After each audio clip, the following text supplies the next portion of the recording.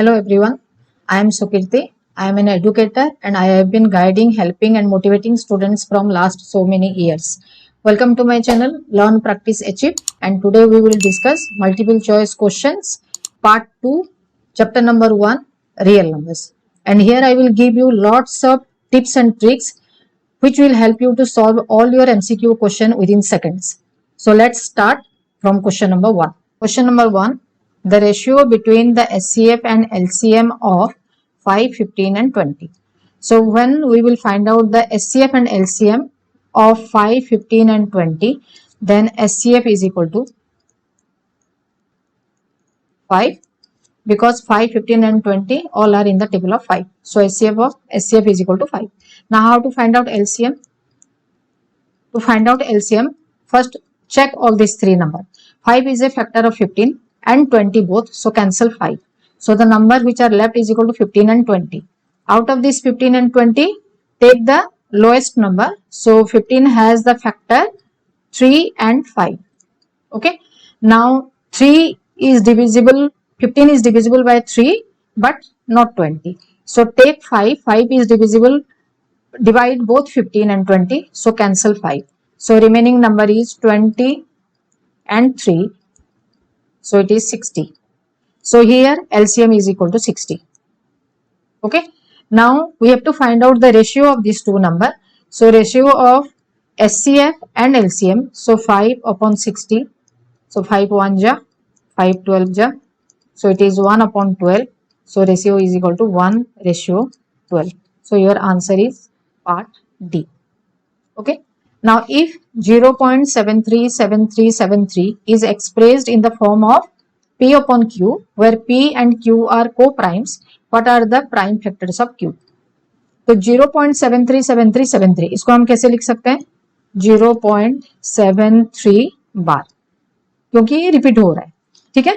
सो 0.73 बार को जब हम लिखेंगे P अपॉन Q के फॉर्म में, so we can write it 73 upon 99 directly without solving. This is the shortest method. Okay. अभी बोला है कि इसका जो डिनोमिनेटर है the Q, what is the prime factors of Q means what is the prime factors of 99. When you will find out the prime factors of 99, 99 का prime factors निकालो 3, 33, then 3, 11. So prime factors are here 3 and 11. So your answer is answer B, that is 3 and 11.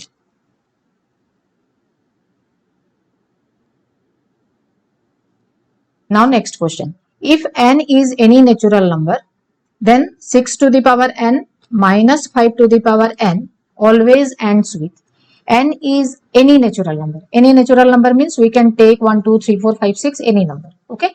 So if we will take n as 1, so what is the value of 6 to the power n? 6 to the power n is equal to, suppose हम 1 लेते हैं तो answer क्या निकलेगा? 6. 6 to the power n, suppose n is equal to 2, then we will get 36. If 6 to the power n is equal to 3, then 216. ठीक है. Now check the last digit of all these number. यहाँ पे last digit एक ही digit है, so ये 6 हो गया. यहाँ पे भी last digit 6 है, यहाँ पे भी last digit 6 है. In the same way we will find out the value of 5 to the power n by taking the value of n is equal to 1, 2, 3. 5 to the power 1 अगर लेते हैं तो ये 5 हो गया. 5 to the power अगर 2 लेते हैं तो 25. 5 to the power 3 अगर लेते हैं तो 125. Again look at the last digit of the number 5, 5 and 5. ठीक है. तो when we will check 6 to the power n minus 5 to the power n, last digit 6 है. So if n is any natural number, then 6 to the power n and 5 to the power always ends with. Ends with मतलब you have to check the last digit of the numbers given. तो 6 minus 5 हो गया. So what you will get? 1. So 1 is your answer. Okay. Now next question, question number 4. What is the least possible number which when divided by 2, 3, 4, 5, 6 leaves a remainder 1, 2, 3, 4, 5 respectively. इसमें हम क्या करेंगे? We have to find out the LCM of 2, 3, 4, 5, 6. ले लेते हैं पहले 2, 3, 4, 5, 6. जैसे मैंने पहले भी एलसीएम में सिखाया था, 2 इज ए फैक्टर ऑफ 4 तो 2 कैंसिल कर दो, 3 इज ए फैक्टर ऑफ 6 तो 3 भी कैंसिल हो गया। एलसीएम हम निकालेंगे 4, 5, 6 का। Now out of this 3 number if you will find out the factors of 4, क्या निकलेगा? 2 and 2, again 2 is a factor of 6 so cancel 2। So बाकी जो नंबर रह गया that is equal to 5 into 6 into 2 that is equal to 60. Okay, now when we divide all these number 2 3 4 5 6 the remainder is 1 2 3 4 5। अभी आप check करो, जब 2 से 1 को माइनस करते हो तो क्या आएगा?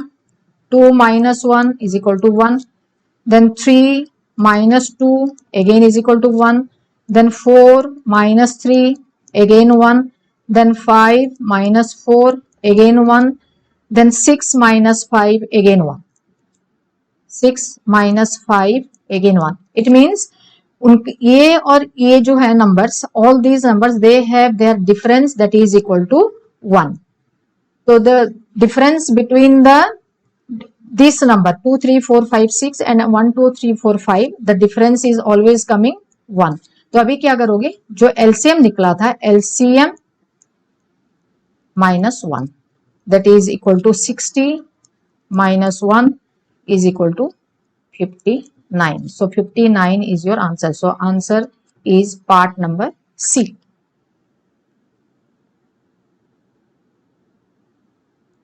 Next question, the rational number equal to 0.6 plus 0.7 bar plus 0.47 bar is which of this number? 83 upon 90, 7 upon 9, 43 upon 90 और 167 upon 90।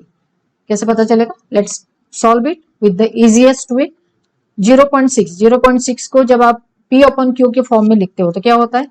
6 upon 10। Okay, now 0.7 bar, if a bar is there on any of the digit तो क्या आ जाएगा? सीधा number के नीचे आ जाएगा 9, तो 7 upon 9 हो गया ये। नाउ 0.47 बार, 0.47 बार को हम लिखते हैं, यहाँ पे और एक ट्रिक यूज होता है। 7 के लिए आप लिखोगे पहले यहाँ पे 47 लिखते हैं, ठीक है। 7 के लिए आप लिखेंगे 9, क्योंकि 4 के ऊपर बार नहीं है तो उसके लिए हम लिख देंगे 0। And because there is no bar on 4, क्या करेंगे? अभी उसी 4 को हम इसमें से माइनस कर देंगे, ठीक है। तो नेक्स्ट जब हम ये नंबर लिखेंगे तो क्या हो जाएगा? 6 upon 10 प्लस 7 upon 9 प्लस 47 में से 4 माइनस हो गया 43 upon 90। Okay, so when we will find out the LCM, LCM क्या आएगा ये तीनों नंबर का? LCM is equal to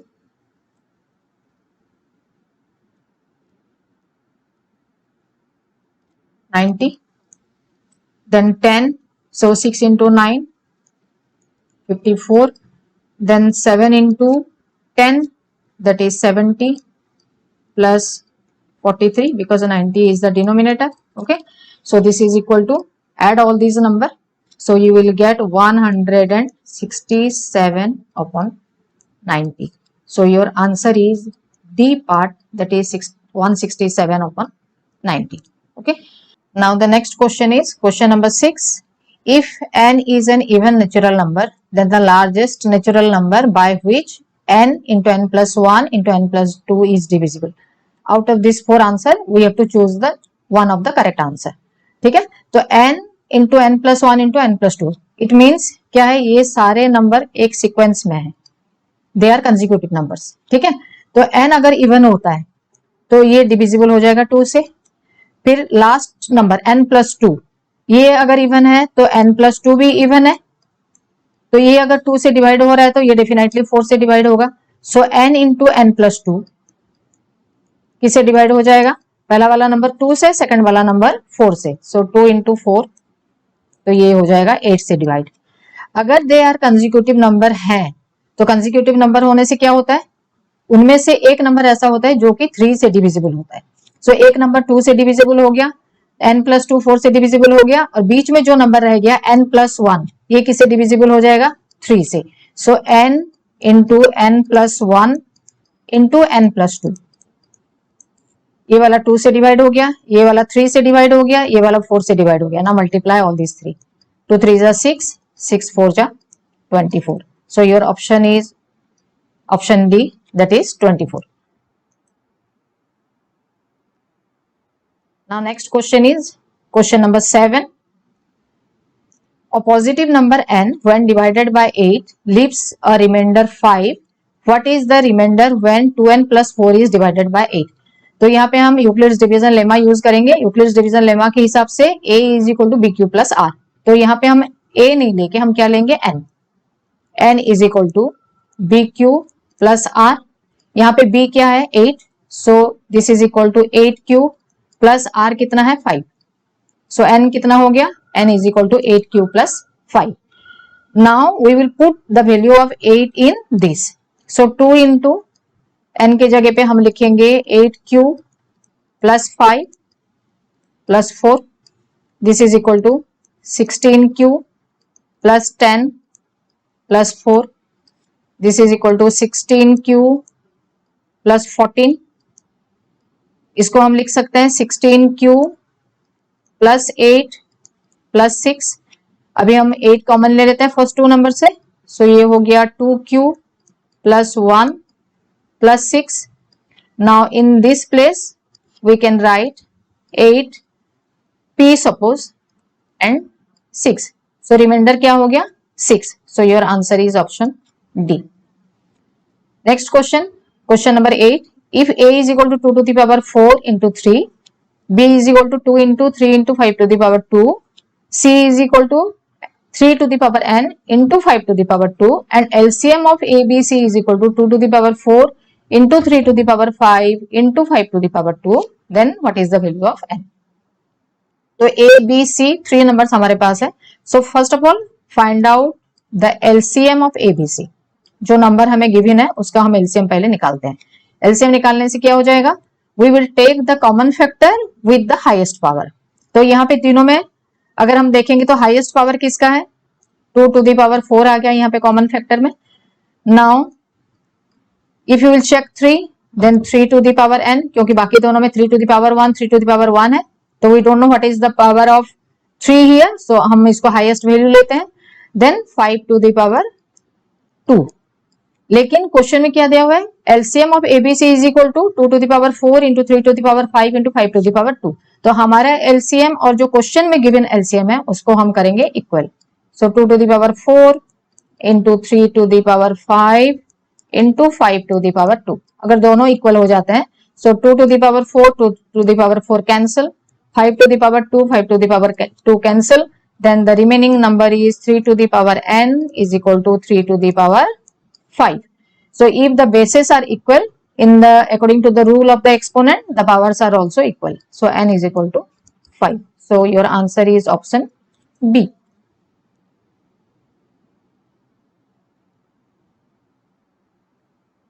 Next question, question number 9.